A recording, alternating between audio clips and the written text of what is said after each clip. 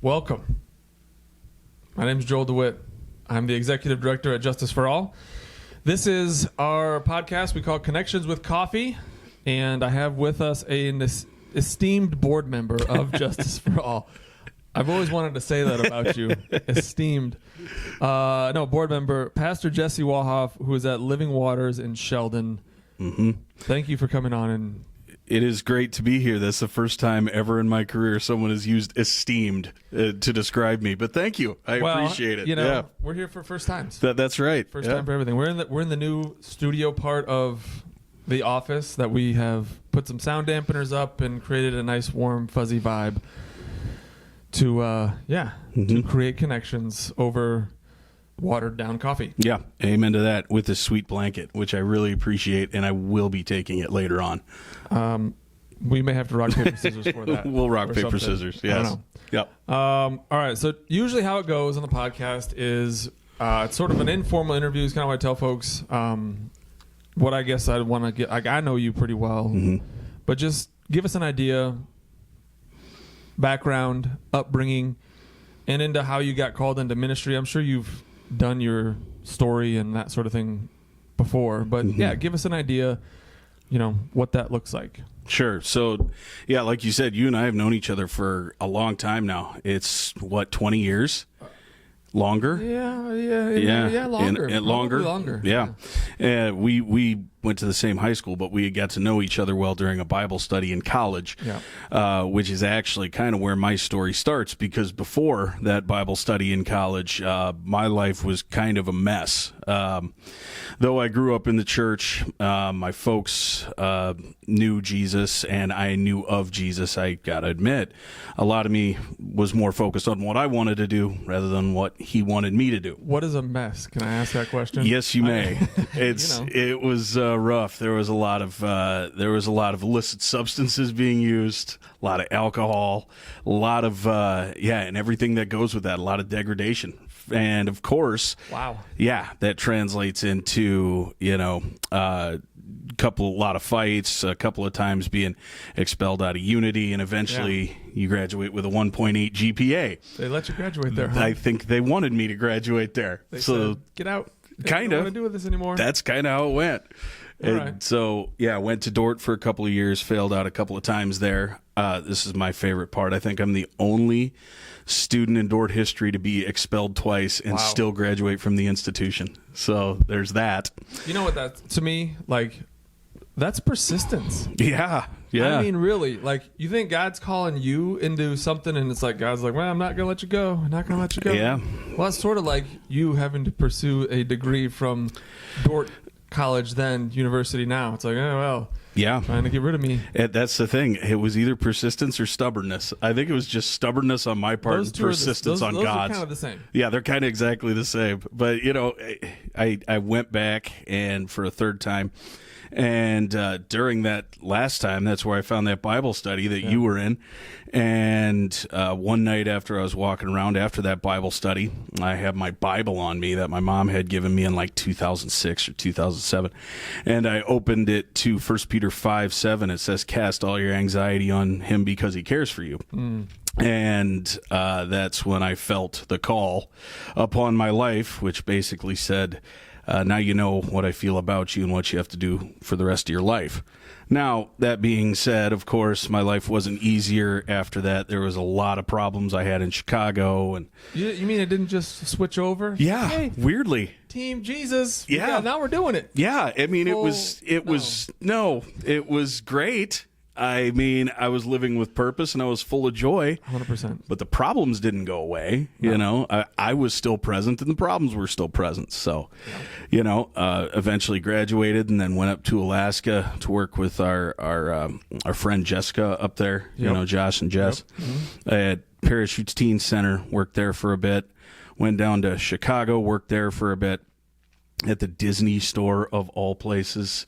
Really? Yes. Yeah. So hawking Disney things, you and Pluto, just get more Pluto and quite literally seniors out the door. Yep. So I was, it was very impressive. I wore Mickey Mouse ears more times than I could count, and I still know every piece of trivia on the movie Aladdin.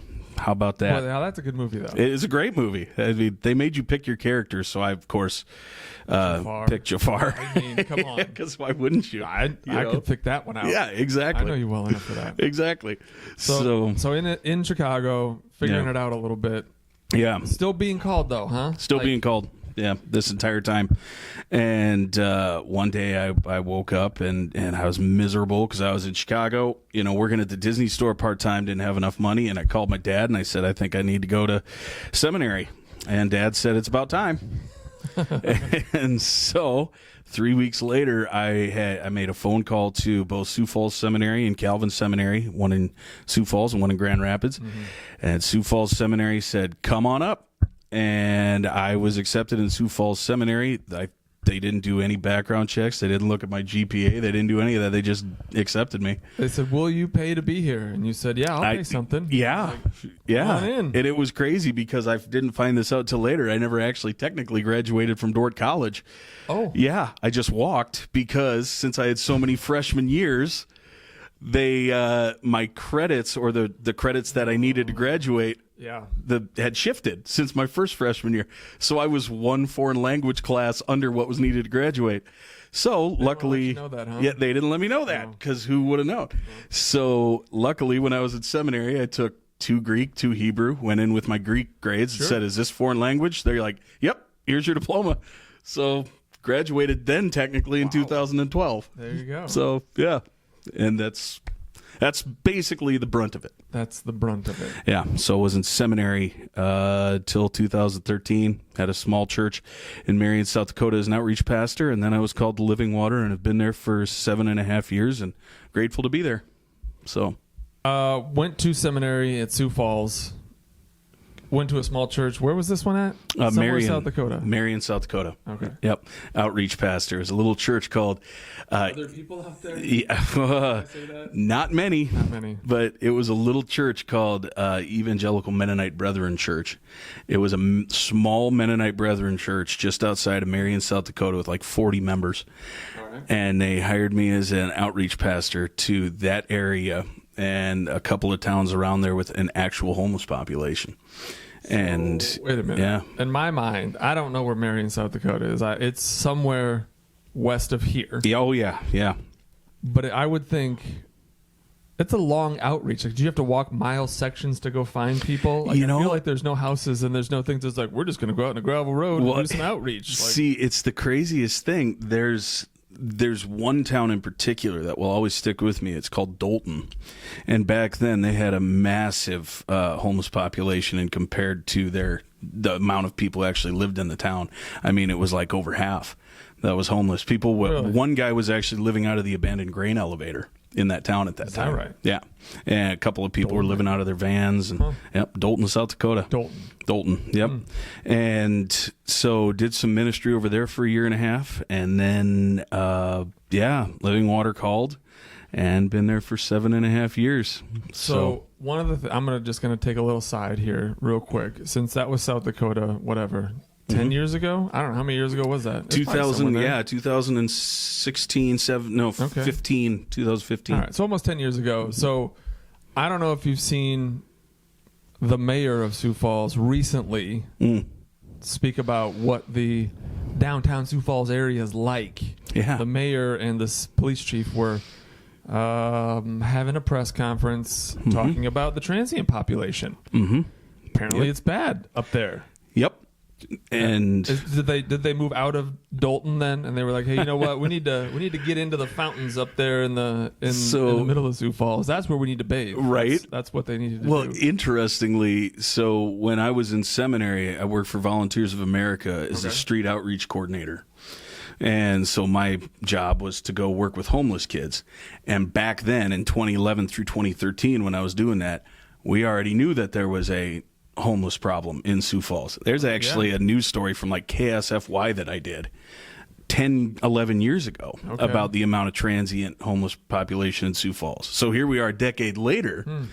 now that the entirety of downtown has been effectively redone and beautified.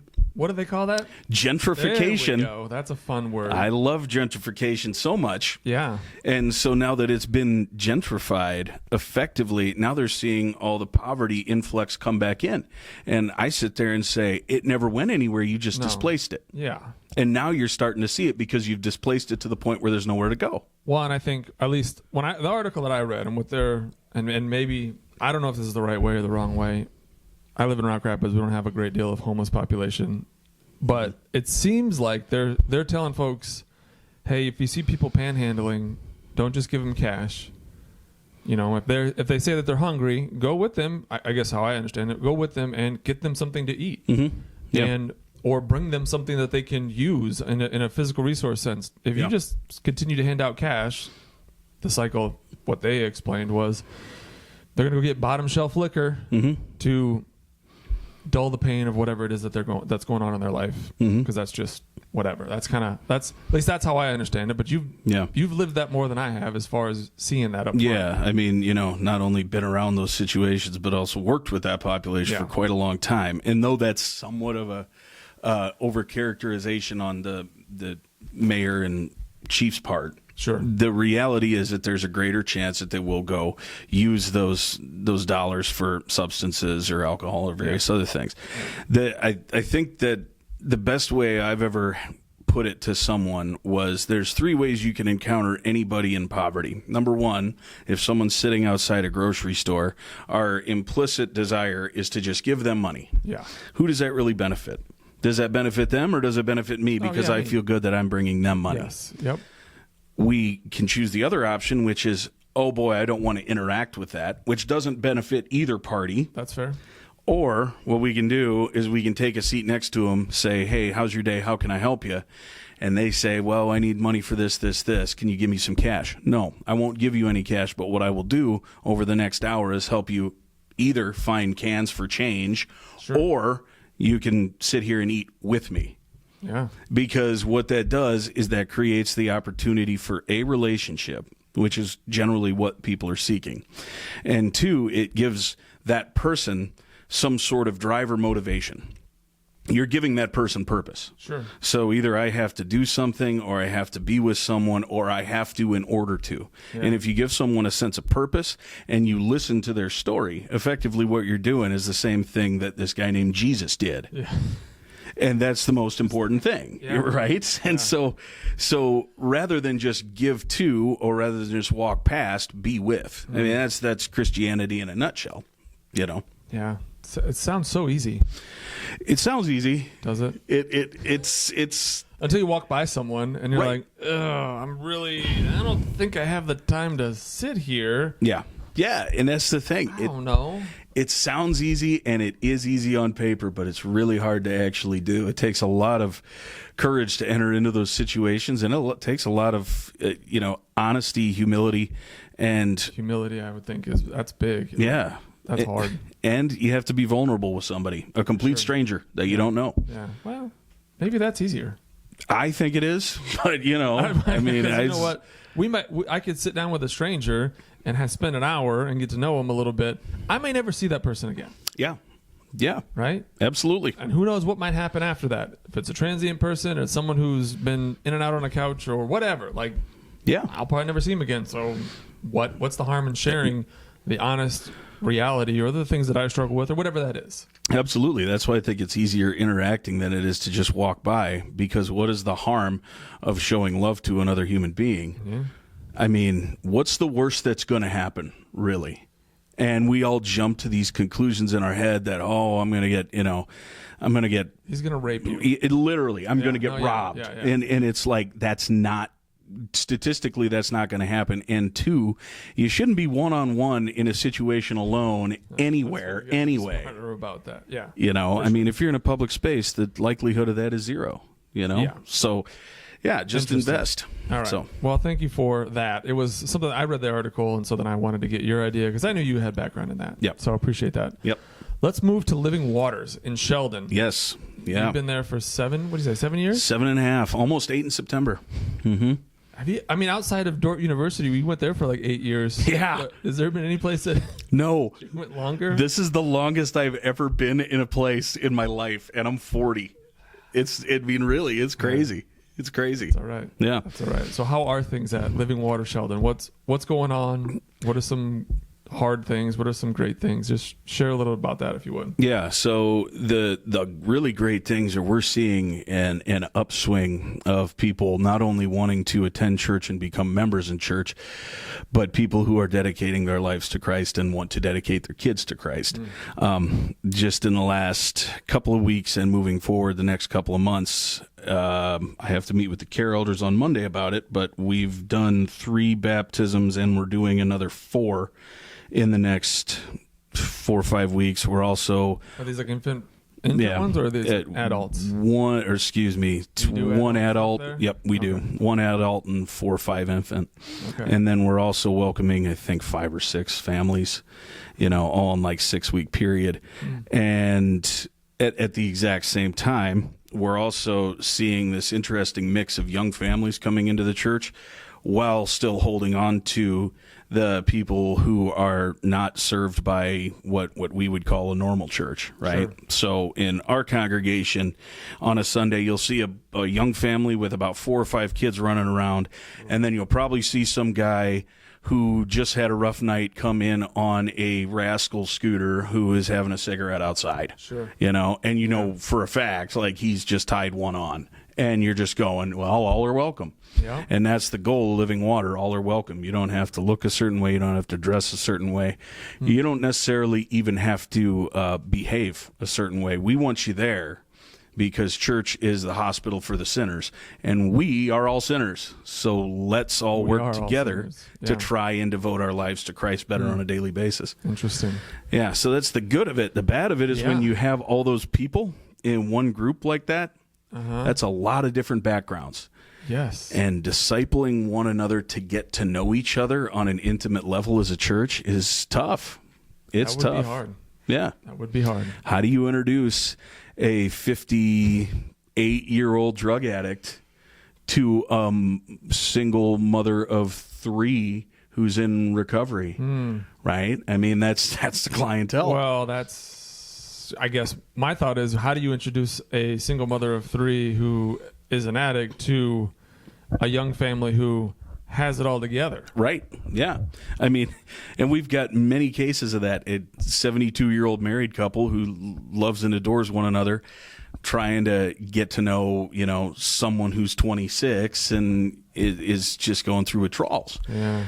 How do you navigate that? Right. And so that's the difficulty of how do you piece together these 5 or 6 different people groups into a loving relationship, not just as individuals attending church, but as a church.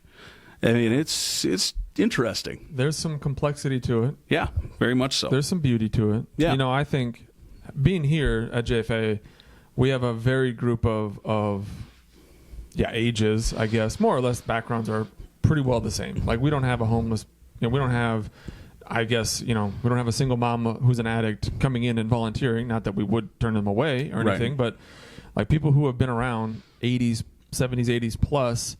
I'm in my 40s, some people in 60s, and it's just I think it's awesome to have multi-generational awareness or interaction or some of that, and just trying to be intentional about, hey, you know what?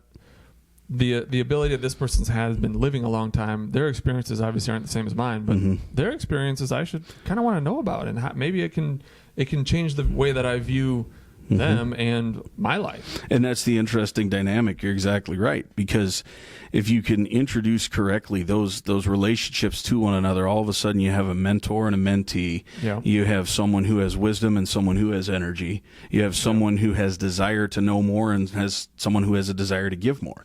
And if you do all that well, all of a sudden you have a growing, thriving church.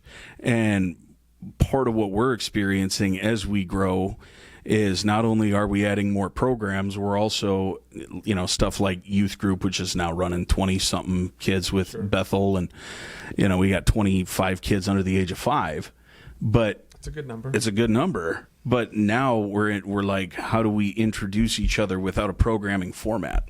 Because it's easy to create a program. Yeah. You know? Hey, we need someone to run the nursery, or can you volunteer and teach the first grade Sunday school for 45 minutes before or after church or whatever? Exactly. Like, yeah. And how do you make sure that you're doing it on a relational basis, a biblical basis, and not just a programmatic format, yeah. you know, given by denomination or some outside entity? It's tough. Just it's good. invite random people together for a meal at the church once in a while. Yep. We Say, do that. Hey, we're going to do this. Yep. You're coming and you're coming. Not that the other ones aren't invited, but just like, yeah, create an event that's something that would put them in the same room.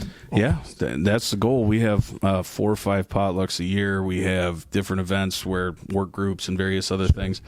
And, you know, it's going well. The main thing for us is the more programmatic we get, the less relational we become. Yeah. So it's that tricky balance because we want people to be invested. For sure. So, you know, like you were saying, much like JFA, you have all these different dynamics that are all working together for a common cause. When you see that, it's a real blessing. It's just formatting how to build the church up for the next generation. Yeah. So good luck with that. Thanks. Sounds Appreciate easy, it. huh? Yeah, it's You're great. here for the next 70 years. Yeah, then, right. Maybe. Man, if I'm alive in 70 years, I've done something wrong. I'm 40 already. You're probably not making 100. No, not even close. I don't think any of us are. No. All right, so you're on the board at Justice for All. Yep. Let me get your perspective as far as how Justice for All can be further into communities or taking the mission of, you know, providing opportunities, building relationships, redistributing resources. Like, how do we take that into even better places and spaces in different communities? Or what are your, maybe give me your impression as far as, since you've been on the board, what does that look like, and where should we look going forward? Yeah, and I can tell you what I've been really impressed by and what I'm really excited about. What I'm really impressed by is not only the amount of volunteers that come in to do the work of the ministry, because that says a lot. I mean, you can always tell. It has to happen. It does. It ain't going to happen without all of those great folks. Seriously. And it's quite impressive. You can always tell how well a ministry is ran, first of all, and how important their vision is by how many volunteers actually sign up because they have a heart for it. And the amount of volunteers that this place has who are dedicated, and I don't mean just, I'll give a couple out, but I mean dedicated. It's like weekly. Yeah. I'm going, whew, that is impressive. There are a lot of people who would kill to have stuff like that. So that's excellent. It's great. It was before. It didn't have anything to do with me. Like, it was before I was working here. That was all in play and set up. You know, hand to God and it literally and continuing through the leadership of current day. So well done. Well, that's what I was looking for there. Yeah, you're welcome. I walked you it out. That's not what I was looking for. Just kidding. I love it. But then the other thing I'm really impressed by is the amount of effect that JFA has. And by that, I mean, if you go out to pretty much any county around here, they know exactly who JFA is. And they will say, oh, we've received this, or we have someone who got that, and they were giving us in times of this need, et cetera, et cetera. And that's been especially important when it comes to this whole flood disaster this summer. Yeah. I mean, that's been a nightmare for a lot of folks. Oh, it's been horrific. And what JFA did was allow everybody to not just have a central place to gather resources, but it also became a central place where everyone could gather to go do the resources, you know? Certainly. And that's been absolutely huge. So I think go ahead. You're going to say something. Well, I was going to ask, what I find interesting is, because I think that's true. Like, if you ask someone in another city, wherever that is, Sioux Center, Rock Rapids, like just the surrounding area, what's Justice for All? Yeah, people agree, like, yeah, I've heard of it. You bring stuff there. Mm-hmm. They move stuff somewhere else. However, what I found through the flood relief efforts and having a distribution open and things like that, we get so many calls of people saying, are you still taking stuff? Yeah. Yeah. And in my mind, I'm like, golly, we always have. Like, there's always been stuff that's come in, like, since ever. You know, like, that hasn't stopped. Yeah. So not everybody knows. Yeah, and but I think that's part of the exciting situation we find ourselves in, is the name's been there. The acknowledgement of the ministry is there. Now we have the opportunity to capitalize in terms of, okay, now we're out in these communities, granted through a terrible event that no one wanted. Yeah. But now we're out in these communities and saying, you already knew of us, now you know what we do.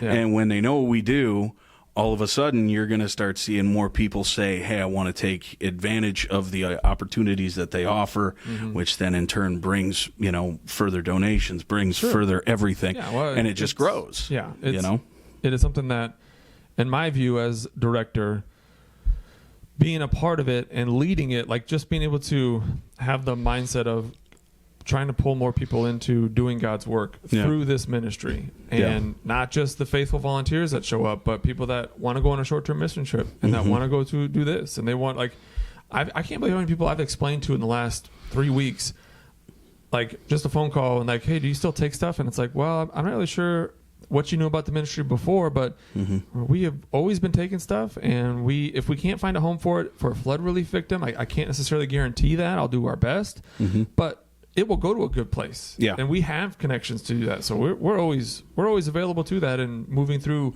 resources and stuff like that. And they're like, oh, well, that's good to know. Yeah. Yeah. Yes, it is. Absolutely. And here I thought I had to go out to places and share that. And people are calling in now. Yeah. And asking those sort of questions. So I can share about the ministry over the phone in 2 or 3 minutes because they're calling in and asking questions. Absolutely. It's the greatest opportunity that we've had in a while, to have people interested in what not only this place is doing, not only what Living Water is doing, but what the church is doing, whether it be through churches or whether it be through nonprofits. Yeah. To have people interested in, hey, who are you and why is huge. It's huge.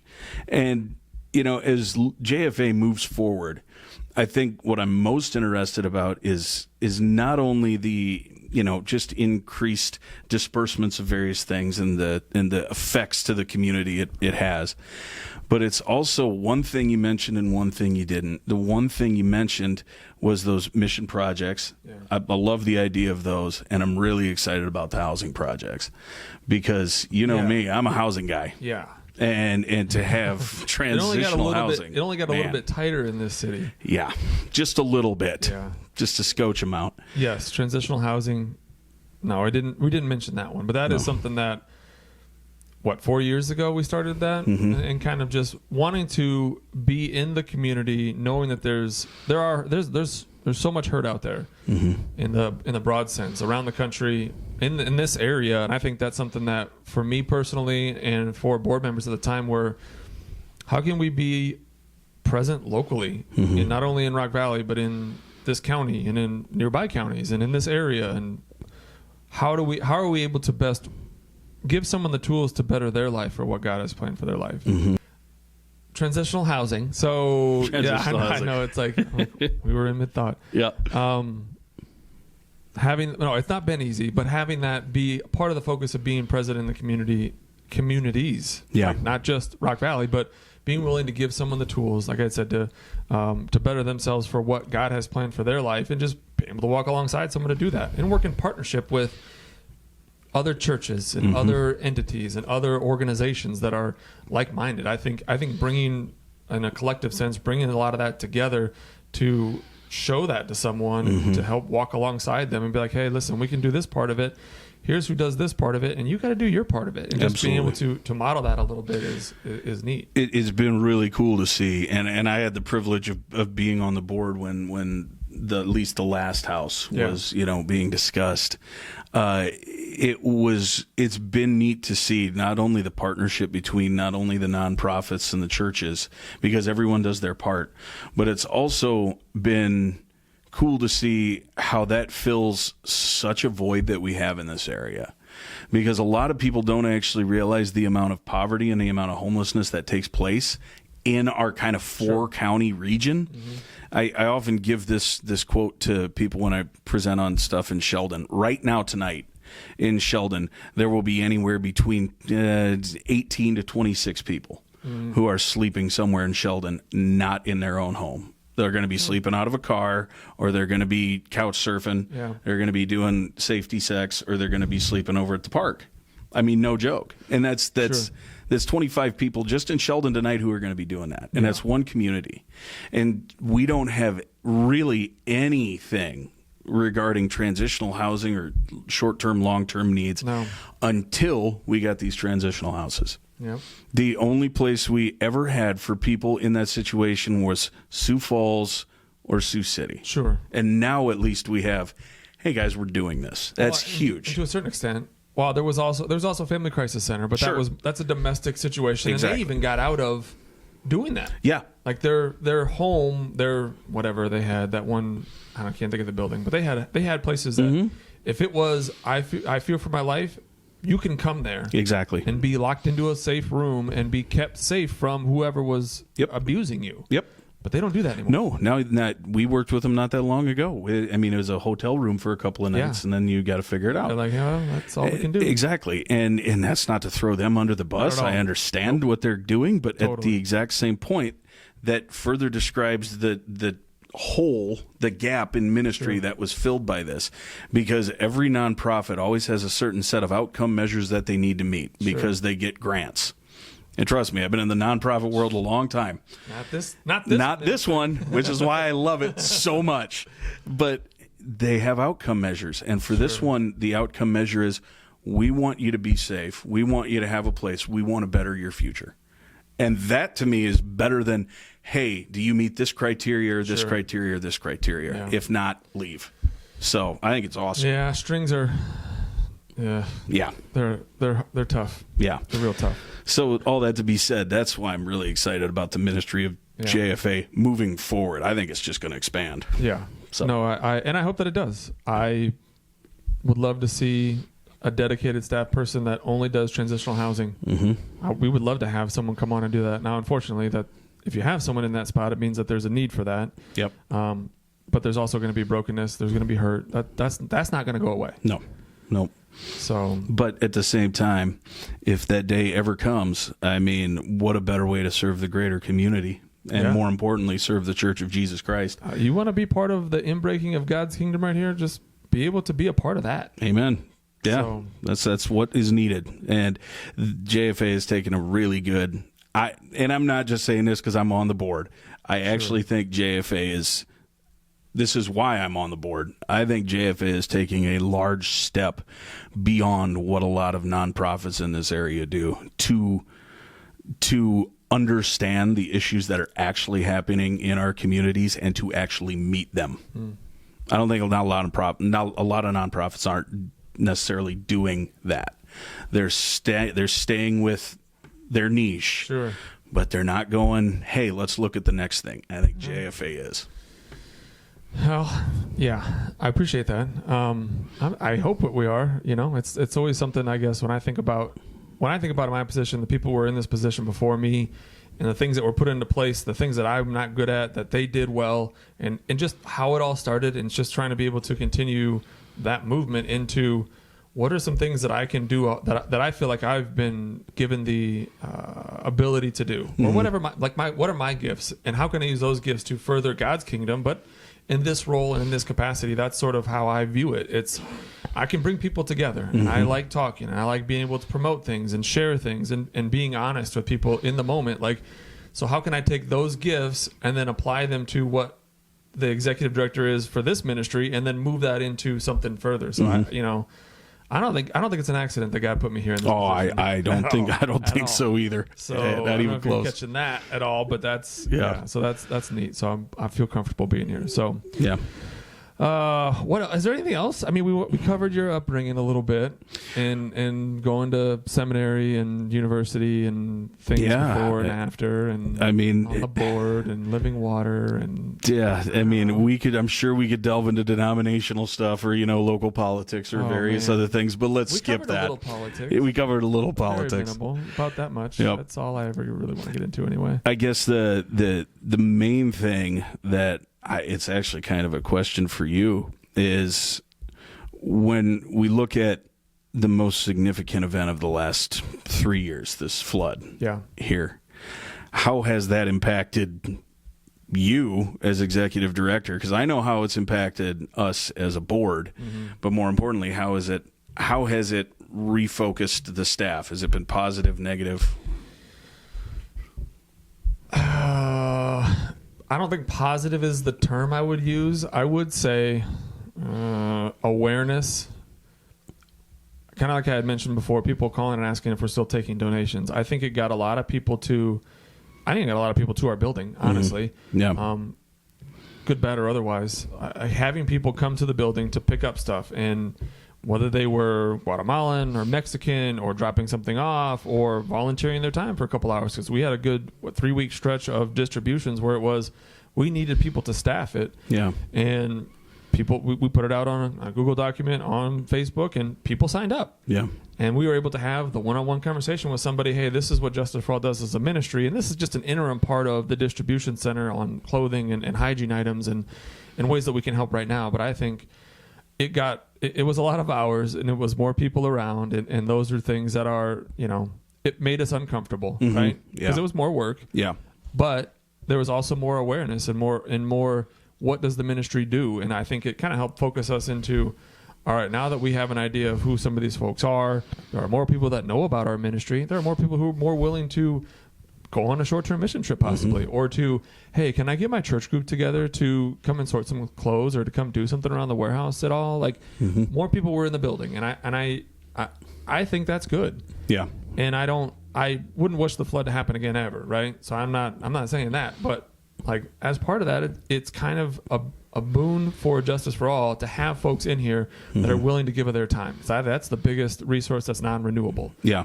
Folks can make more money. Right. Folks can make more items. Folks will buy more clothes. Folks will get more of those things.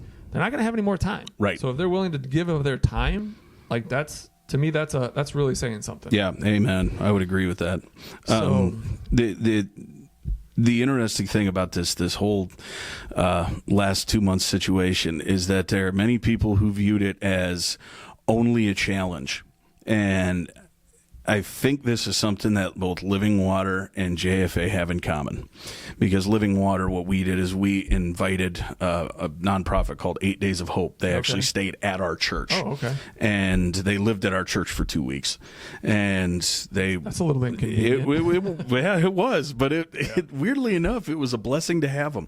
And what we did is we signed up with them, and we went out and literally mudded houses and various other things in Spencer and in Rock Valley.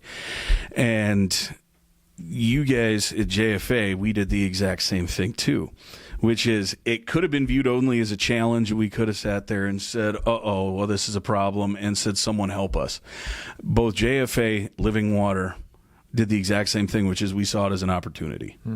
We looked at the challenge and we said, all right, we could sit here and we could lament, or we could take the opportunity and say, all right, it's time to get moving. And that's why I love Living Water and why I love JFA, because it said, you know what? No, we got to do something for our community and for the sake of Jesus Christ, because he would have. Yes. And so I think it's excellent. And moving forward, I'm looking forward to getting JFA deeper into the Sheldon community. That's been my hope for a long time. You're going to have to still be there for a little while longer. Yeah, that's all right. I got time. Yeah. I got time. All right. So, all right. Yeah. We can do that. There you go.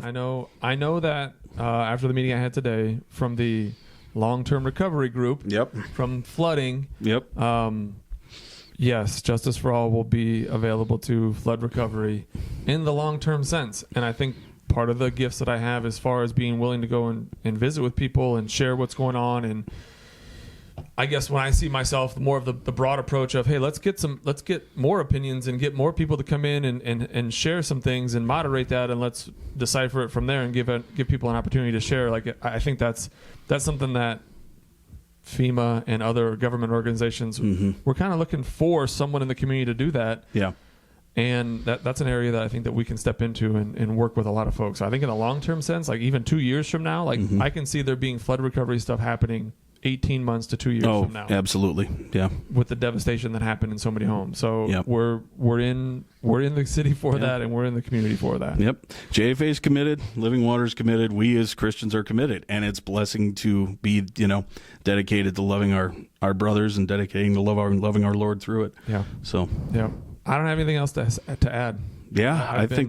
I think we're good. We talk all the time, Sure. every 3 weeks. So, I mean, we're on the phone or having lunch. So, I mean, you could sit around. We could talk about. We could fill a 2-hour podcast. We could fill a 2-hour podcast with just this stuff. Staying on topic would be difficult. Yeah, it would eventually devolve into how the Vikings quarterback just decided to get hurt once again. Well, but seriously, he seriously got hurt. He did. I know. He's going to have surgery. Yeah, I know. He's young. He'll bounce right 64th year in a row of rebuilding for the Minnesota Vikings. Oh, that's awesome. But anyway. Yes. I appreciate you coming on. It's good to be here. Thank you. And your perspective and all those sort of things that you bring as a friend. Yep. As a brother. Yep. You know, being on the board, all of those things, man. It's great to have you. And it's great to be here. I very much appreciate it. So thank you, sir. Well, thanks very much for watching and listening. Hopefully you found that as entertaining-ish as we did. I enjoyed it. I did too. If you don't like it, sorry. I guess that's on you, is what he's saying there.